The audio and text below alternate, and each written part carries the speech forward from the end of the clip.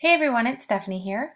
In today's video, I'm going to be creating this card featuring the delightful Doxie stamp set from Newton's Nook, and I'm going to be sharing how I colored these Dachshund puppies to look similar to my own puppy Molly. I've shared lots of pictures of Molly, but I will also share a picture of her here so you can kind of see what she looks like.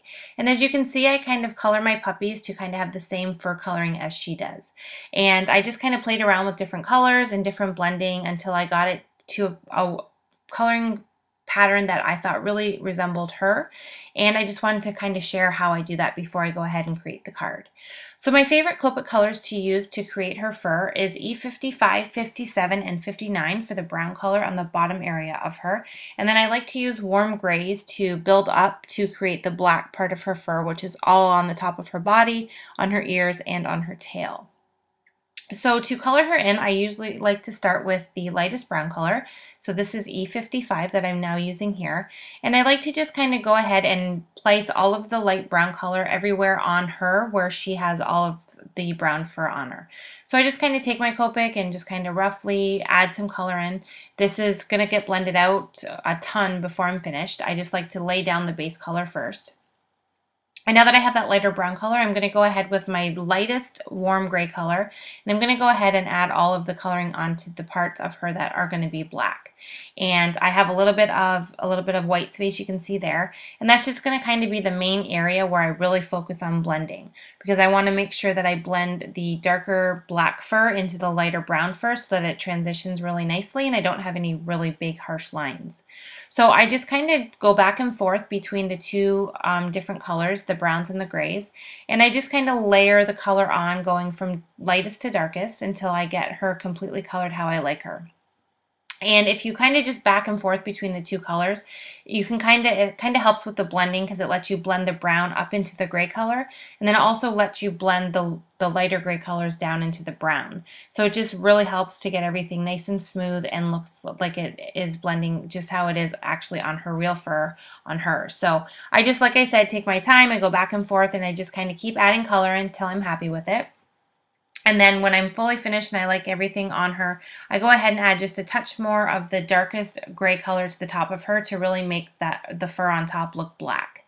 And then now you can see here I have her all colored, and this actual puppy ended up a little bit darker than I normally do. You can see these ones here are a little bit lighter, and I do prefer the lighter version, but it's still colored the same. I just went a little bit lower with the gray than I normally do, so it made it a touch darker.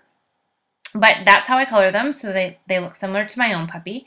And then now I'm going to go ahead and create a card with this puppy that I've created here. So I'm going to go ahead and grab some pattern paper. So I'm using some a sky colored paper from Cartabella and also an Avriel green pattern paper. And I'm just going to go ahead and create a little scene here. So I've cut these out with a rectangle stitch die, and I've also used a slope die with stitching detail on it to kind of cut some grass slopes so it looks like the puppy is standing in the grass. So this stamp in particular that I'm using has the little string that's coming out of the puppy's mouth, but when I colored and stamped the puppy and then cut it out, couldn't cut that little string out. So I just went ahead and stamped the bottom pieces of the images that I'm going to be adding to the card onto the card base, so that when I go ahead and adhere my little puppy stamp on top, you're still going to see the string through her mouth, so it looks like she's kind of hanging on to the kite.